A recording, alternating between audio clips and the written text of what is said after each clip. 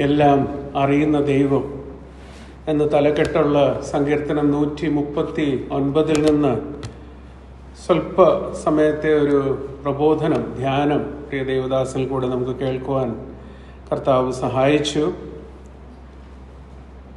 Not until we take God seriously, we will not take sin seriously. എത്രയോ വാസ്തവമാണ്.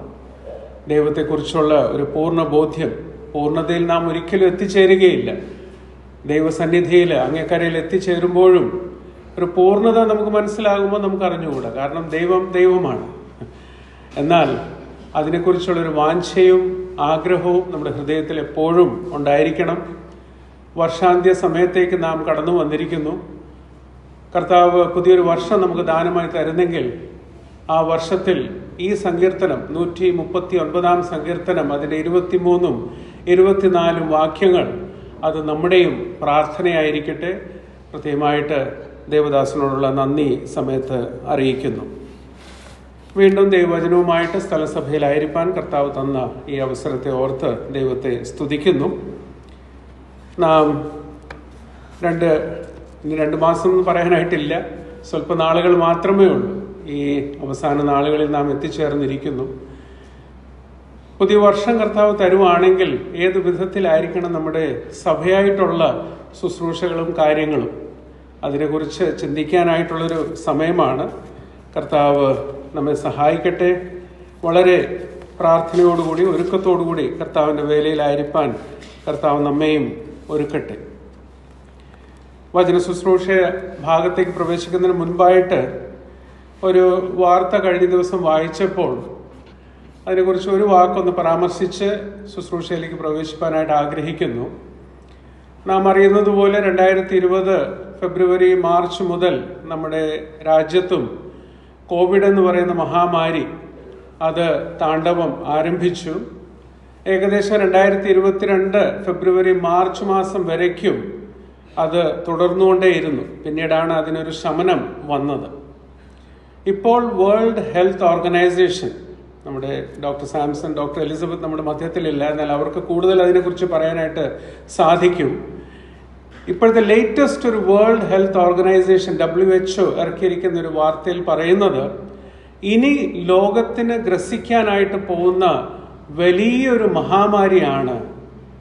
എന്താണെന്നറിയാമോ? ഏകാന്തത, ലോൺലിനെസ്. അത് ക്യാൻസറോ മറ്റ് മാരകമായ രോഗമല്ല, ലോൺലിനെസ്. ഇന്ത്യയിൽ തന്നെ പ്രധാനപ്പെട്ട പട്ടണങ്ങൾ അവർ തിരഞ്ഞെടുത്ത് ഒരു സർവേ നടത്തിയപ്പോൾ അവർക്ക് മനസ്സിലായത് 10 പേരിൽ 4 പേര് അവര് തികച്ചും ഏകാന്തത എന്ന് പറയുന്ന ആ മഹാമാരി രോഗത്താൽ പ്രയാസപ്പെട്ടുകൊണ്ടിരിക്കുന്നു. ഏകാന്തത ഒരു രോഗമാണ്. ഞാൻ പണ്ടൊക്കെ റെഗുലറായിട്ട് യാത്ര ചെയ്യായിരുന്നു. അപ്പോൾ യാത്ര ചെയ്ത് മടങ്ങി വരുമ്പോൾ സാക്ഷ്യം പറയും. അന്ന് ദാനിയൽ സാറുള്ള സമയത്ത്, ജോഷാപ്പച്ചനുള്ള സമയത്ത് അവർ പറയും, വിശദീകരിച്ച് കാര്യങ്ങൾ പറയണമെന്ന്. അവരോടൊക്കെ അത് വളരെ സന്തോഷത്തോടുകൂടി പങ്കുവെക്കുകയായിരുന്നു. സഭയിൽ പറയുമ്പോൾ ഞാൻ പറയും, വീട്ടിൽ നിന്ന് ബെൻസിൽ നിന്നൊക്കെ അല്പം നാൾ മാറി നിൽക്കുമ്പോൾ ആദ്യത്തെ 2-3 ദിവസം സോളിറ്ററിയാണ്. പറഞ്ഞാൽ ഒരു ഫ്രീഡം എൻജോയ് ചെയ്യുന്ന പോലെ ഒരു സമയമാണ്. എന്നാൽ അത് കഴിഞ്ഞിട്ടാണ് യു ഫീൽ ലോൺലി. ഏകാന്തത പിന്നീടാണ് ഗ്രസിക്കാനായിട്ട് ആരംഭിക്കുന്നത്. ചിന്തയ്ക്ക് വിടുകയാണ്. ഒന്ന് ചിന്തിക്കുക, ഒരു ഭവനത്തിൻ്റെ ഒരു തണലിൻ്റെ കീഴിൽ താമസിക്കുന്നവർ പലരും അവർ മധ്യത്തിൽ തന്നെ ആശയവിനിമയം ഇല്ലാതെ മണിക്കൂറുകൾ, ദിവസങ്ങൾ, മാസങ്ങൾ കഴിഞ്ഞുകൂടുന്ന ഒരു കാലഘട്ടത്തിലാണ് നമ്മൾ ജീവിക്കുന്നത്. ഇതൊരു മഹാമാരിയാണ് എന്ന് വേൾഡ് ഹെൽത്ത് ഓർഗനൈസേഷൻ പറയുന്നു. ഞാൻ പറയുന്ന കാര്യമല്ല. നമ്മുടെ ക്രിസ്തീയ ജീവിതത്തിൽ കർത്താവ് നമ്മളിൽ നിന്ന് ഏറ്റവും ആഗ്രഹിക്കുന്ന ഒരു വിഷയമെന്ന് പറയുന്നത് നമ്മുടെ മധ്യത്തിലുള്ള ബന്ധം കർത്താവിൻ്റെ വരവ് സമീപിക്കുന്തോറും അത് കൂടുതൽ അടുത്ത് വരണം. എന്നാൽ ഈ ലോകത്തിൻ്റെ അധിപതി അതിനുവേണ്ടി വിപരീതമായിട്ട് പ്രവർത്തിക്കുവാൻ എല്ലാ കാര്യങ്ങളും സംജാതമാക്കി നൽകിയിട്ടുണ്ട്. എല്ലാം ഒരുക്കി തന്നിരിക്കുകയാണ്. എങ്ങനെ ഇവരെ വേർതിരിക്കണം എന്നുള്ളത്. കോവിഡ് കാലത്ത് നമുക്ക് ഈ സൂം കോളും ഗൂഗിൾ മീറ്റും ഒക്കെ വന്നപ്പോൾ നമ്മൾ വളരെ സന്തോഷിച്ചു. യോനയുടെ മേളിൽ ചൂരച്ചെടി കയറി വന്ന പോലെ വി റിയലി റിജോയ്സ്ഡ്. ഈ കാര്യങ്ങൾ നമുക്കുണ്ട്, നമുക്ക് ഒരു പ്രശ്നവുമില്ല, entire world is at our fingertips എന്ന് സന്തോഷിച്ചു. എന്നാൽ ഇപ്പോൾ വന്ന് ഏത് സ്ഥിതിയിലാണ് ആയിരിക്കുന്നത്? നമുക്കത് മതി അല്ലേ? നമുക്ക് മുഖാമുഖമായിട്ട് കാണേണ്ട ആവശ്യമില്ല. പോസ്റ്റ് ഓഫീസിൽ നമ്മളൊക്കെ പോയിട്ട് എത്ര നാളായി? നമ്മളിതിനെ നോക്കുക. ഇന്നത് ഒരു കാര്യത്തിന് വേണ്ടി പോസ്റ്റ് ഓഫീസിൽ പോകാറില്ല, അതിന് ആവശ്യമില്ല. എന്തിനാ പോകുന്നത്? എന്നാൽ കയ്യെഴുത്ത് പ്രതി അല്ലെങ്കിൽ ഒരു വീട്ടിലേക്ക് നമ്മളൊന്ന് പോയി അവരെ സന്ദർശിക്കുക, ഒന്നും വേണ്ട, ഫോണിൽ കൂടെ ഒന്ന് സംസാരിക്കുക, ഈ കാര്യങ്ങൾക്ക് പോലും ഇന്ന് മുടക്കം വന്നിരിക്കുകയാണ്. നമ്മൾ വോയിസ് മെസ്സേജ് അയക്കും. ദൈവമക്കളെ ഒന്ന് ചിന്തിക്കുക, എന്തുമാത്രം യാന്ത്രികമായിട്ടുള്ളൊരു കാലത്തിന്റെ മധ്യത്തിൽ നമ്മളായിരിക്കുന്നു.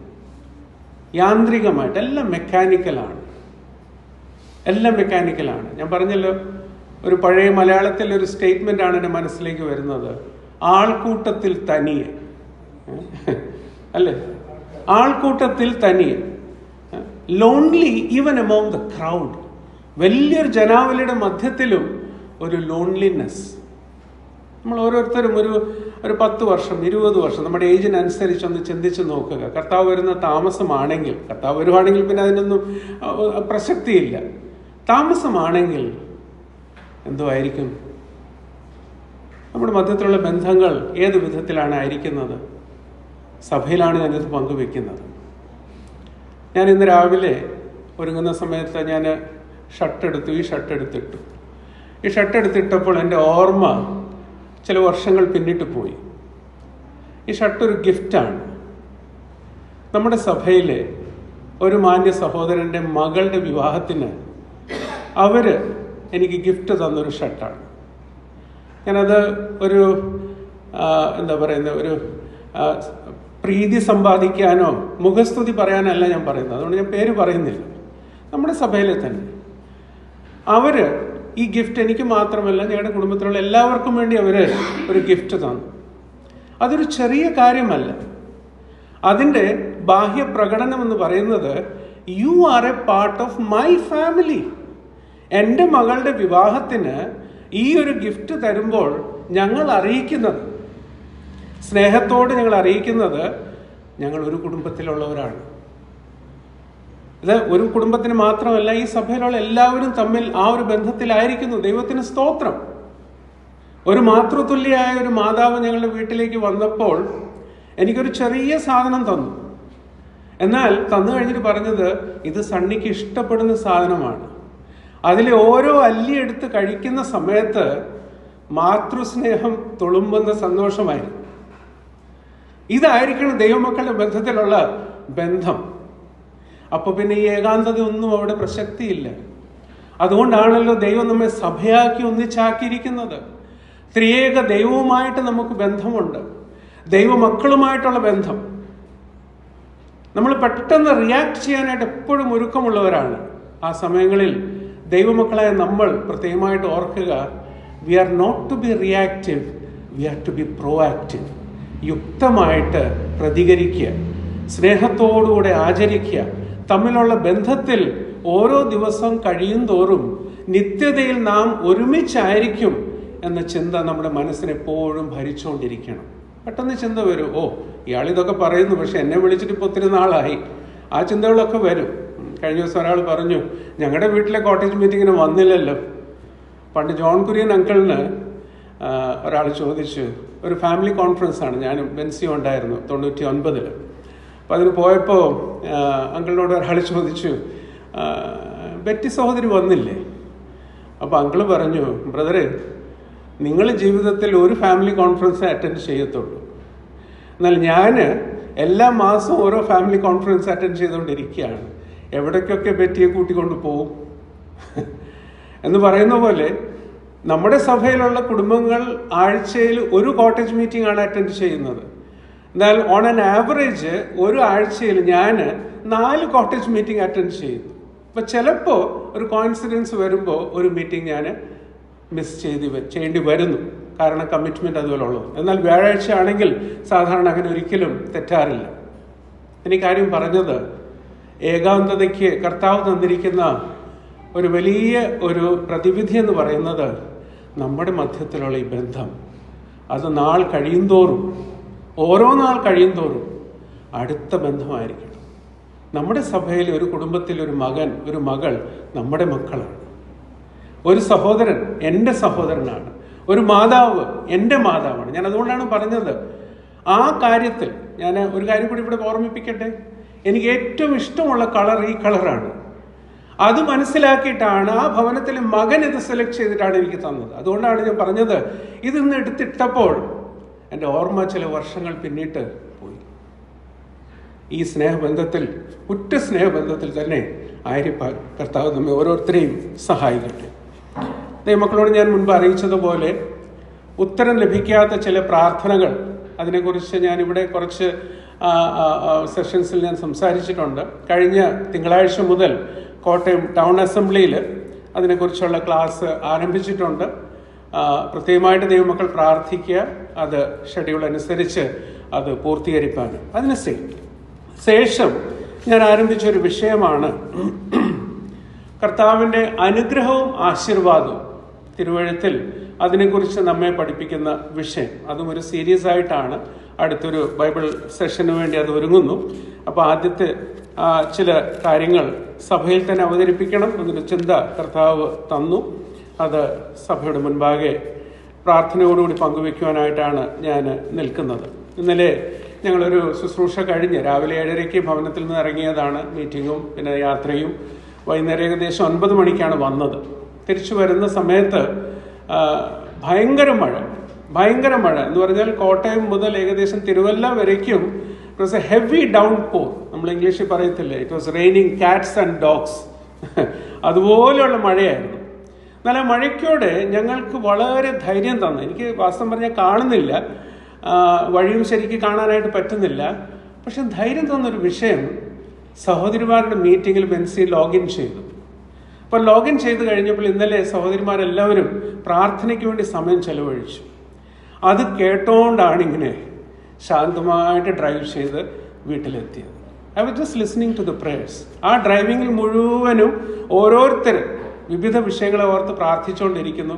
ഞാനിത് കേട്ട് ആസ്വദിച്ച് അവരോടുകൂടെ ചേർന്ന് പ്രാർത്ഥിച്ച് സന്തോഷിച്ചു വന്നു. അത്രയും അനുഗ്രഹീതമായ നിമിഷങ്ങളാണ്. അനുഗ്രഹം, ആശീർവാദം. ഇംഗ്ലീഷിൽ 2 വാക്കുകളാണ് സാധാരണ നമ്മൾ ഉപയോഗിക്കാറുള്ളത്. ഒന്ന് ബെനിഡിക്ഷൻ, രണ്ടാമത്തേത് ഡോക്സോളജി.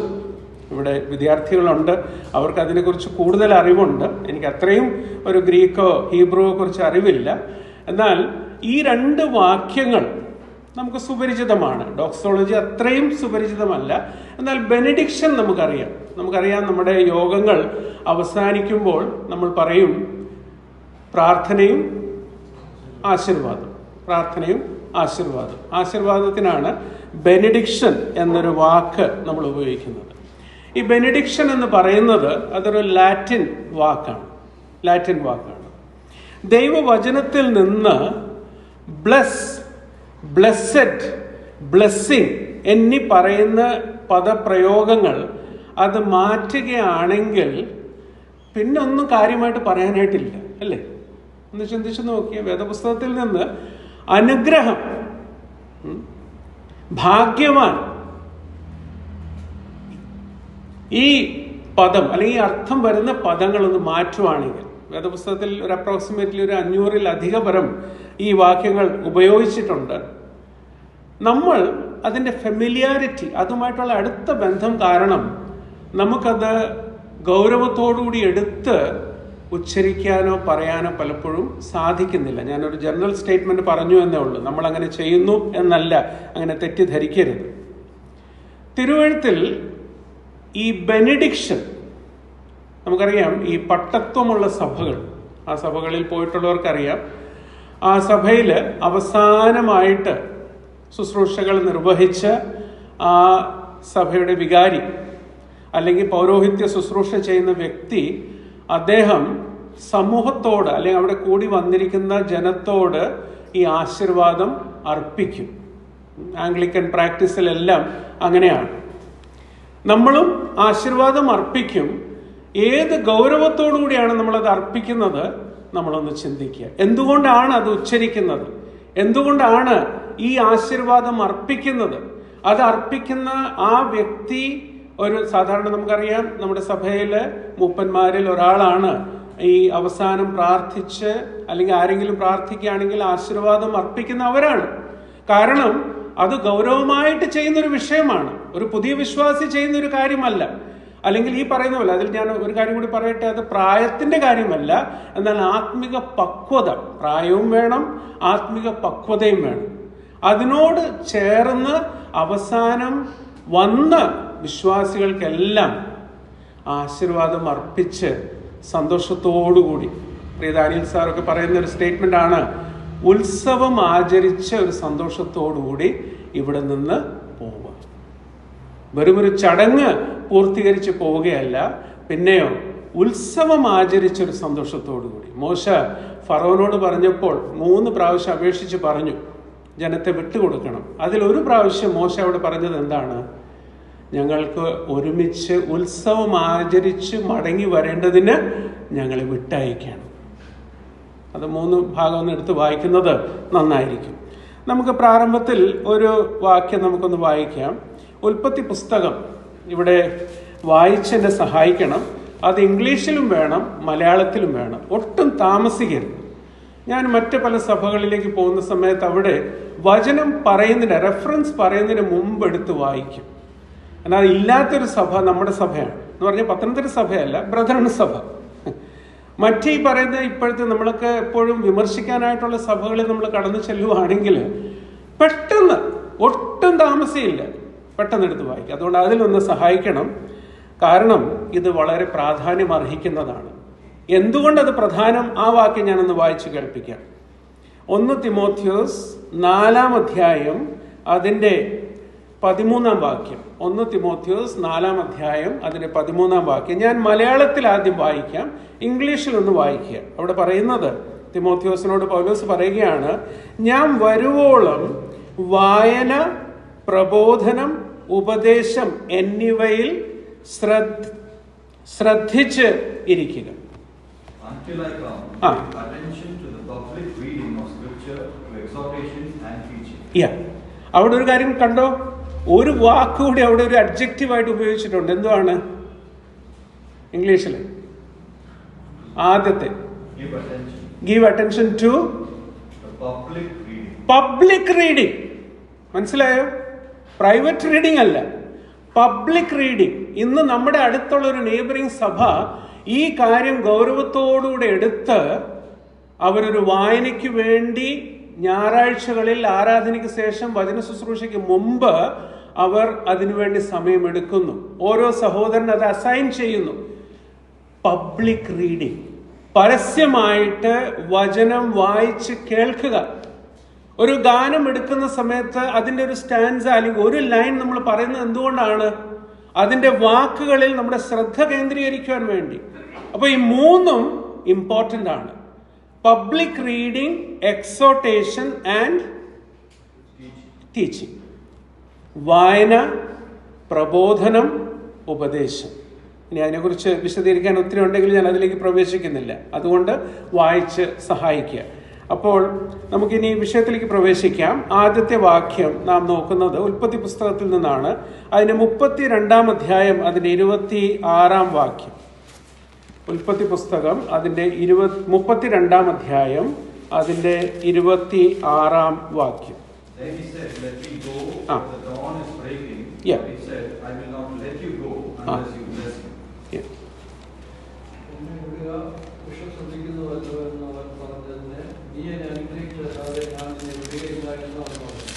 ഞാൻ നിന്നെ വിടുകയില്ല. അവിടെ എന്താ പറഞ്ഞത്? അവിടെ നിർബന്ധിച്ച് അവിടെ പറഞ്ഞത് എന്നെ അനുഗ്രഹിച്ചല്ലാതെ ഞാൻ നിന്നെ വിടുകയില്ല എന്ന് യാക്കോബ് പറഞ്ഞു. ദൈവത്തിന്റെ മറുപടി നോക്കുക. നിന്റെ പേര് എന്ത് എന്ന് ആ പുരുഷൻ അവനോട് ചോദിച്ചതിന് യാക്കോബ് എന്ന് അവൻ പറഞ്ഞു. നമ്മുടെ ചിന്തയ്ക്കുള്ള വിഷയം അല്ലെങ്കിൽ ഞാനൊന്ന് ചോദിക്കട്ടെ. അവിടെ അടുത്ത വാക്യത്തിൽ നമ്മൾ വായിക്കുന്നത്, നീ ദൈവത്തോടും മനുഷ്യരോടും മല്ല് പിടിച്ച് ജയിച്ചതുകൊണ്ട് നിന്റെ പേര് ഇനി യാക്കോബ് എന്നല്ല ഇസ്രായേൽ എന്ന് വിളിക്കപ്പെടും എന്ന് അവൻ പറഞ്ഞു. 29 വാക്യത്തിൽ അവസാന ഭാഗം, അവിടെ വെച്ച് അവനെ അനുഗ്രഹിച്ചു. എന്നാൽ അനുഗ്രഹിക്കുന്നതിന് മുൻപ് അവനോട് വീണ്ടും ചോദിച്ചു. എന്താ ചോദിച്ചത്? നിന്റെ പേരെന്താ? എന്തുകൊണ്ടാണ് വീണ്ടും ചോദിച്ചത്? ഇതിനു മുമ്പ് യാക്കോബിനോട് എപ്പോഴൊക്കെയോ പേര് ചോദിച്ചിട്ടുണ്ടോ സ്വന്തം പേരല്ല പറഞ്ഞിരിക്കുന്നത്, അല്ലെങ്കിൽ ആ വിധത്തിൽ ഒരു ആറ്റിറ്റ്യൂഡോട് കൂടെ അല്ല പുള്ളി പെരുമാറിയിരിക്കുന്നത്. അതുകൊണ്ടാണ് he has to come back to the place where he fell. അവൻ എവിടെയാണ് വീണു പോയത് അവിടേക്ക് മടങ്ങി വരണം. അതുകൊണ്ട് വീണ്ടും അവനെക്കുറിച്ചുള്ള വലിയ പദ്ധതി അവിടെ തുറക്കുന്നതിന് മുൻപായിട്ട് യാക്കോബിനോട് കർത്താവ് ചോദിക്കുകയാണ്, വാട്ട് ഈസ് യുവർ നെയിം? ഇവിടെ വേറെ ഒരു പേരും പറയുന്നില്ല, ഏശാവ് എന്ന് പറയുന്നില്ല, മറ്റൊരു വിധത്തിലുള്ള ഒരു ഐഡന്റിറ്റി അല്ല അവിടെ കൊടുക്കുന്നത്. കർത്താവിൻ്റെ സന്നിധിയിൽ ഹൃദയത്തോടുകൂടി സമ്മതിച്ച് പറയുകയാണ്, ഞാൻ യാക്കോബ്. യാക്കോബ് എന്ന പേരിൻ്റെ അർത്ഥം എന്താണ്? ഉപായി. ഉപായി. അവിടെ ദൈവം അവനെ അനുഗ്രഹിക്കുന്നു. ഇനി മുൻപോട്ട് നമുക്ക് പോവാം. ഈ വിധത്തിൽ കർത്താവ് യാക്കോബിനെ അനുഗ്രഹിച്ചപ്പോൾ അവിടെ നാം കാണുകയാണ് അവൻ്റെ പേര് തന്നെ മാറി. ഇന്ന് നാം ഉച്ചരിച്ചിരിക്കുന്നൊരു പേരാണ് എന്താ? ഇസ്രായേൽ. ഇസ്രായേൽ. അതിനുശേഷം നമ്മൾ കാണുന്നത് യാക്കോബിൻ്റെ നടപ്പിലൊരു മാറ്റം വന്നു, അല്ലേ? ഹിസ് വാക്ക് ചേഞ്ച്ഡ്. അതിനെക്കുറിച്ചൊരു ദേവദാസൻ എഴുതിയിരിക്കുന്നത് ഇങ്ങനെയാണ്, the wrestling changed his walk with God and also his people. ആ മത്സരം കഴിഞ്ഞ് യാക്കോബിൻ്റെ നടപ്പ് ദൈവദൃഷ്ടിയിലും ദൈവസന്നിധിയിലും മനുഷ്യരുടെ മുൻപിലും അത് മാറി എന്നുള്ളത്. അവൻ മുടന്തുകൊണ്ട് നടന്നു. എന്നാൽ ആ സമയത്ത് അവിടെ എഴുതിയിരിക്കുന്ന വേറെ ഒരു വാക്യം കൂടെ ശ്രദ്ധിക്കുക. അവിടെ സൂര്യൻ ഉദിച്ചു. അവിടെ സൂര്യൻ ഉദിച്ചു. ഒരു പുതിയ പ്രഭാതത്തിൻ്റെ ഒരു പൊൻപുലരിയാണ് നാം അവിടെ കാണുകയാണ്.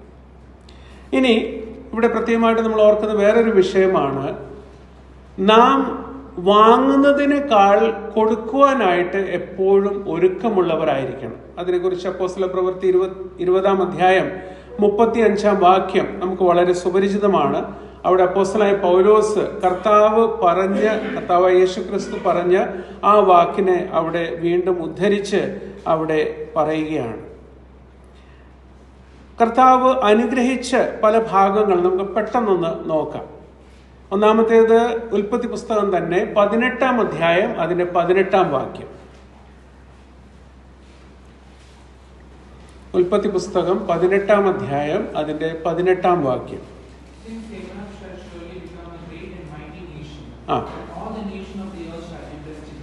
All the nations shall be blessed. മലയാളത്തിൽ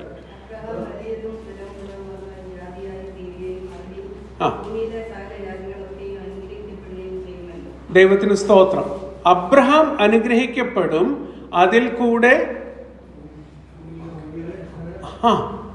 എല്ലാവരും അനുഗ്രഹിക്കപ്പെടും. അടുത്തൊരു വാക്യം കൂടി നമുക്ക് നോക്കാം. സേറായെ കുറിച്ച് പറയുന്നത് ഉൽപ്പത്തി പുസ്തകം 17 അധ്യായം അതിന്റെ 16 വാക്യം.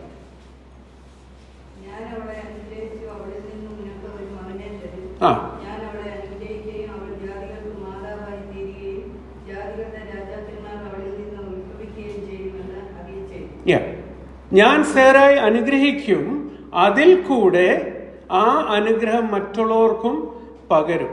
ഇനി ഇസ്ഹാക്ക്, ഉൽപ്പത്തി പുസ്തകം 25 അധ്യായം 11 വാക്യം.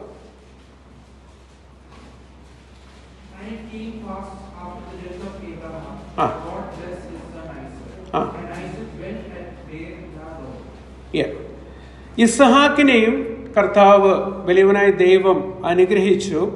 അവൻ മറ്റുള്ളവർക്കൊരു അനുഗ്രഹമായി തീർന്നു. ഇനി ഉൽപ്പത്തി പുസ്തകം തന്നെ 35 അധ്യായം അതിന്റെ 9 വാക്യം. ഇംഗ്ലീഷിലും മലയാളത്തിലും ഒന്ന് വായിച്ച് സഹായിച്ചാലും. യാക്കോബ് 16 വന്ന ശേഷം ദൈവം അവന് പിന്നെയും പ്രത്യക്ഷനായി അവനെ അനുഗ്രഹിച്ചു. God appeared to Jacob again when he came from Padan Aram and blessed him. അപ്പോൾ അബ്രഹാമിനെ ദൈവം അനുഗ്രഹിച്ചു, സേറായെ ദൈവം അനുഗ്രഹിച്ചു, ഇസ്ഹാക്കിനെ അനുഗ്രഹിച്ചു, യാക്കോബിനെ അനുഗ്രഹിച്ചു. എന്നാൽ അതിന് മുൻപ് തന്നെ ഉൽപ്പത്തി പുസ്തകം തുടക്കത്തിൽ 1-ാം അധ്യായത്തിൽ തന്നെ നാം കാണുന്നു, അവൻ ആദാമിനെ അനുഗ്രഹിച്ചു. 1-ാം അധ്യായം അതിന്റെ 28-ാം വാക്യം വായിക്കേണ്ട ആവശ്യമില്ല. 5-ാം അധ്യായം അതിന്റെ 2-ാം വാക്യത്തിലേക്ക് വരുമ്പോൾ അവിടെയും നമ്മൾ വായിക്കുകയാണ്, അവൻ അവരെ അനുഗ്രഹിച്ചു. ഉൽപ്പത്തി പുസ്തകം 9-ാം അധ്യായം 1-ാം വാക്യം നമ്മൾ വായിക്കുമ്പോൾ അവൻ നോഹയെ അനുഗ്രഹിച്ചു. ഉൽപ്പത്തി പുസ്തകം തന്നെ 17-ാം അധ്യായം 20-ാം വാക്യത്തിലേക്ക് വരുമ്പോൾ അവൻ ഇസ്മായിലിനെ അനുഗ്രഹിച്ചു. ഇസ്മായിലിനെ അനുഗ്രഹിച്ചു എന്ന് പറയുമ്പോൾ ചിലപ്പോൾ നമുക്ക് തോന്നും അതെങ്ങനെയാ, ഇത്രത്തോളം യഹോവ സഹായിച്ചു എന്ന് മനോഹരമായൊരു ഗാനമുണ്ട്. ഒരിക്കൽ ഒരു സഹോദരൻ പറഞ്ഞത്, എനിക്ക് ആ പാട്ട് ഒട്ടും ഇഷ്ടമല്ല, കാരണം അവിടെ ഹാഗാറിനെ കുറിച്ച് പറഞ്ഞിട്ടുണ്ട്, എനിക്കതൊട്ടും ഇഷ്ടമല്ല. എന്നാൽ ഹാഗാറിന്റെ കരച്ചിലും കർത്താവ് കേട്ടില്ലേ? ഇസ്മായിലിനെ കർത്താവ് അനുഗ്രഹിച്ചു. ഇനി വേറൊരു പിക്യുലിയർ ക്യാരക്ടറെ കുറിച്ച് ഞാൻ ഒന്ന് പറഞ്ഞ് മുൻപോട്ട് പോകാം. ന്യായാധിപന്മാരുടെ പുസ്തകം 13-ാം അധ്യായം 24-ാം വാക്യം വായിക്കുമ്പോൾ അവിടെ നമ്മൾ വായിക്കുന്നത് ഒന്ന് വായിക്കാം. ന്യായാധിപന്മാരുടെ പുസ്തകം 13-ാം അധ്യായം 24-ാം വാക്യം. So the woman bore a son and called his name Samson. And the child grew, and the Lord blessed him. അനന്തരം സ്ത്രീ ഒരു മകനെ പ്രസവിച്ചു, അവന് ശിംശോൻ എന്ന് പേരിട്ടു. ബാലൻ വളർന്നു, യഹോവ അവനെ അനുഗ്രഹിച്ചു. യഹോവ ഈ ബാലനായ ശിംശോനെ അനുഗ്രഹിച്ചു. അപ്പോൾ അബ്രഹാമിനെയും സേറായെയും ഇസ്ഹാക്കിനെയും യാക്കോബിനെയും നോഹയും അനുഗ്രഹിച്ച ദൈവം തന്നെ ഇസ്മായിലിനെ അനുഗ്രഹിച്ചു, ശിംശോനെയും അനുഗ്രഹിച്ചു. അപ്പോൾ ഇതിന്റെ ആകത്തുക നമുക്ക് ചിന്തിക്കുവാനായിട്ടുള്ളത്, നമ്മുടെ ദൈവം അനുഗ്രഹിക്കുന്ന ഒരു ദൈവമാണ്. Our God is a God who blesses. ദൈവം നമ്മെ അനുഗ്രഹിക്കുന്നു. സ്വാഭാവികമായിട്ട് അല്ലെങ്കിൽ നാച്ചുറലായിട്ട് നമുക്ക് പല അനുഗ്രഹങ്ങൾ നമ്മളെ മാത്രമല്ല സൃഷ്ടിയിലുള്ള എല്ലാവരുടെ മേൽ കർത്താവ് ചൊരിയുന്നുണ്ട്, അല്ലേ? നമ്മൾ ശ്വസിക്കുന്ന വായു തന്നെയല്ലേ അവിശ്വാസികളും ശ്വസിക്കുന്നത്? നമ്മൾ ആസ്വദിക്കുന്ന മഴയല്ലേ അവരുടെ മേലും ചൊരിയുന്നത്?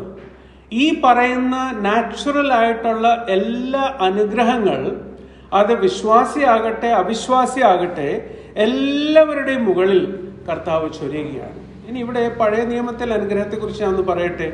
പ്രത്യേകിച്ച് പഴയ നിയമത്തിൽ നമ്മൾ നോക്കുമ്പോൾ അവിടെ കർത്താവ് അവർക്ക് അനുഗ്രഹങ്ങൾ ലഭിക്കുന്നതിനെ കുറിച്ച് പറയുമ്പോൾ ഒരു കണ്ടീഷൻ പറഞ്ഞു, അല്ലേ?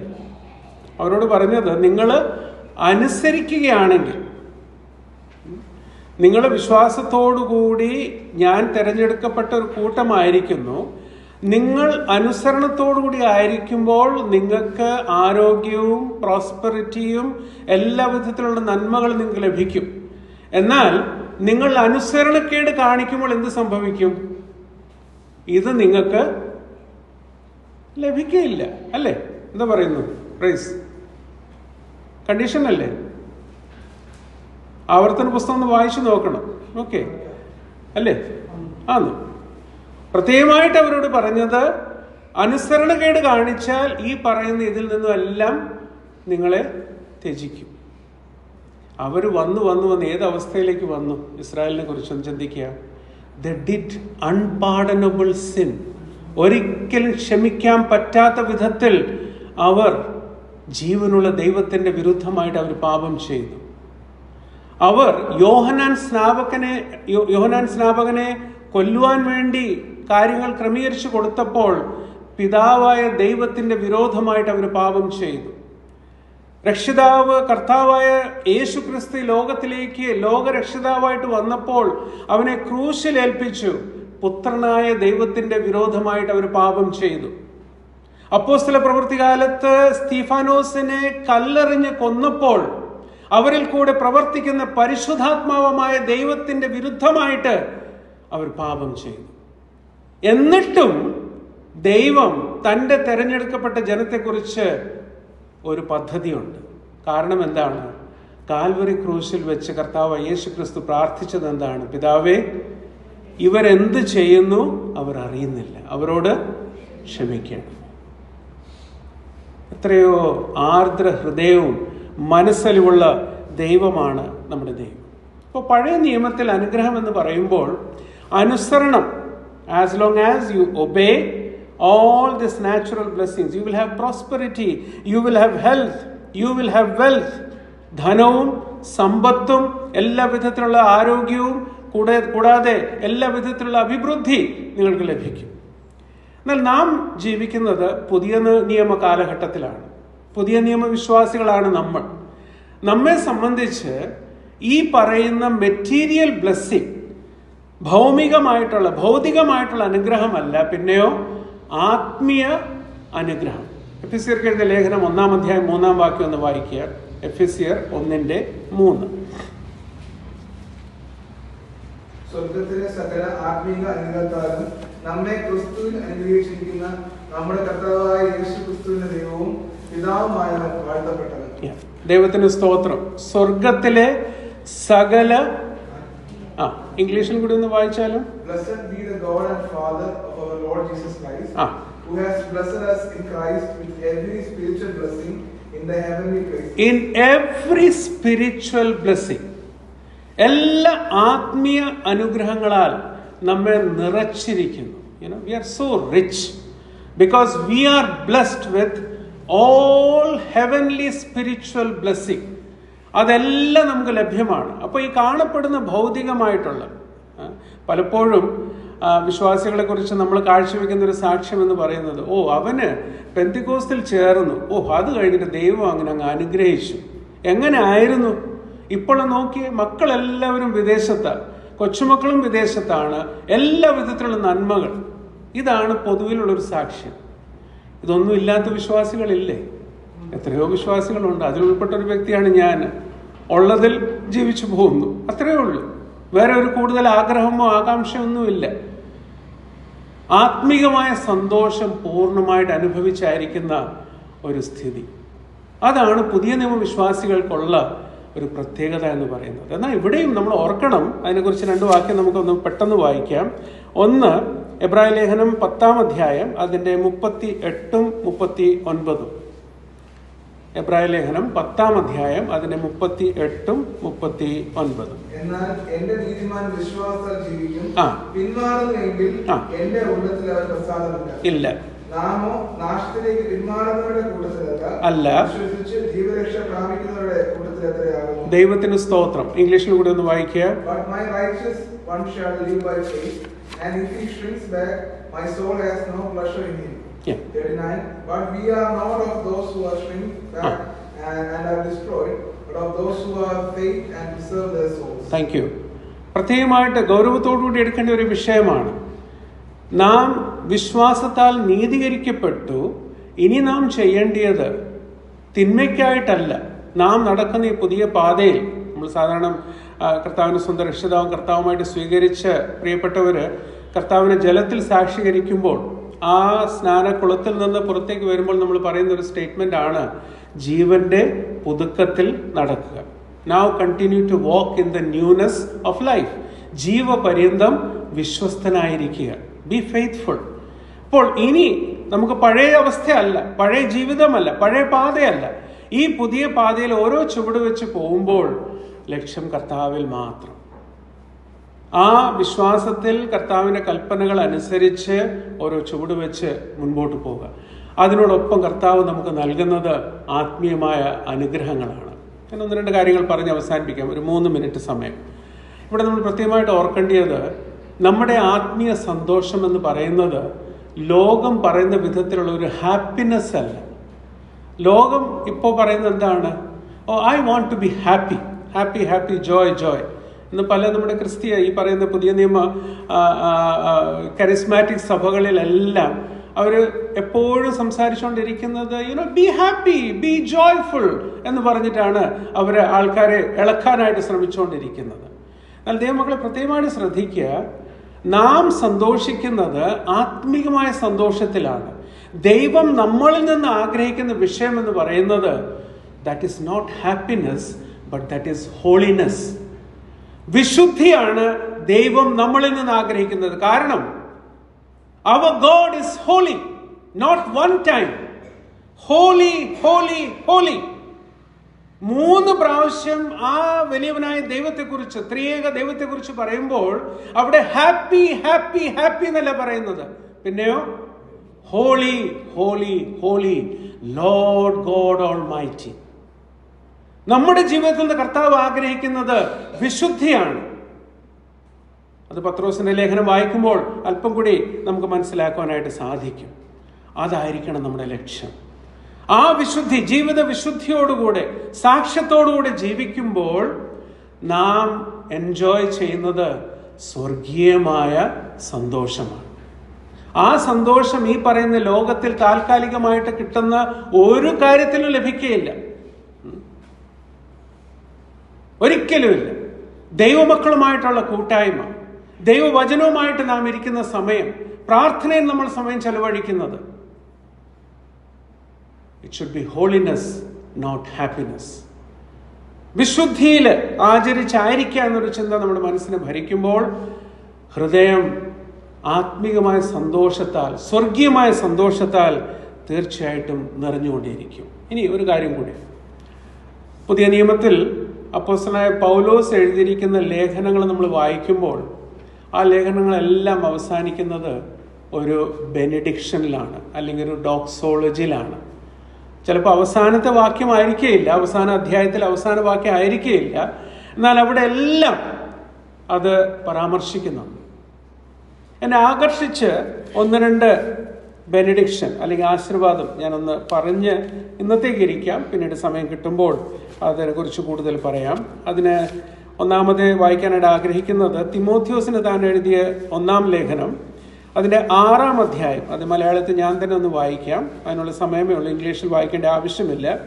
14-ാം വാക്യം മുതൽ നമ്മൾ വായിക്കുമ്പോൾ അവിടെ വായിക്കുന്നത്, സകലത്തെയും ജീവിപ്പിക്കുന്ന ദൈവത്തെയും പൊന്തിയോസ് പിലാത്തോസിന്റെ മുൻപിൽ നല്ല സാക്ഷ്യം നൽകിയ ക്രിസ്തുയേശുവിനെയും സാക്ഷി വെച്ച് ഞാൻ നിന്നോട് ആജ്ഞാപിക്കുന്നു, ധന്യനായ ഏകാധിപതിയും രാജാധിരാജാവും കർത്താധികർത്താവും താൻ മാത്രം അമർത്യത ഉള്ളവനും അടുത്തുകൂടാത്ത വെളിച്ചത്തിൽ വസിക്കുന്നവനും മനുഷ്യരാരും കാണാത്തവനും കാണാൻ കഴിയാത്തവനുമായവൻ തക്ക സമയത്ത് അപ്രത്യക്ഷത വരുത്തും. അവന് ബഹുമാനവും നിത്യബലവും ഉണ്ടാകട്ടെ. ആമേൻ. എന്തുകൊണ്ടാണ് ഇത് വായിച്ചു കേൾപ്പിച്ചത്? ഒരു സമയത്ത് ബ്രദറൻ സമൂഹത്തിന്റെ മധ്യത്തിൽ വലിയൊരു സുവിശേഷ യോഗം അല്ലെങ്കിൽ വിശ്വാസികളുടെ ഒരു യോഗം അവസാനിക്കുമ്പോൾ ഒരു പിതാവ് എഴുന്നേറ്റ് നിന്ന് ഈ വിധത്തിലുള്ള ഒരു ആശീർവാദമാണ് അർപ്പിച്ചിരുന്നത്. അതിനോടുകൂടെ ചേർന്ന് പറയുന്ന വാക്യമാണ് കൊരിന്ത്യർക്ക് എഴുതിയ 2-ാം ലേഖനം, അതിന്റെ അവസാന അധ്യായം, അതിന്റെ അവസാനത്തെ വാക്യം. 2 കൊരിന്ത്യർ അതിന്റെ 13-ാം അധ്യായം 14-ാം വാക്യം ശ്രദ്ധിച്ചു കേൾക്കുക. കർത്താവായ യേശു ക്രിസ്തുവിന്റെ കൃപയും ദൈവത്തിന്റെ സ്നേഹവും പരിശുദ്ധാത്മാവിന്റെ കൂട്ടായ്മയും നിങ്ങളെല്ലാവരോടും കൂടെ ഇരിക്കുമാറാകട്ടെ. ദൈവമക്കളെ, ഈ വാക്കുകൾ ഉച്ചരിക്കുമ്പോൾ ലഘുവായിട്ട് കണക്കിടാതെ ഉച്ചരിക്കാൻ പാടില്ല. അത്രയും ഗൗരവമായിട്ടുള്ളതാണ് ആശീർവാദം അർപ്പിക്കുക എന്ന് പറയുന്നത്. You are offering a benediction. You are offering a benediction. കാരണം ദൈവം നമ്മെ അനുഗ്രഹിച്ചു.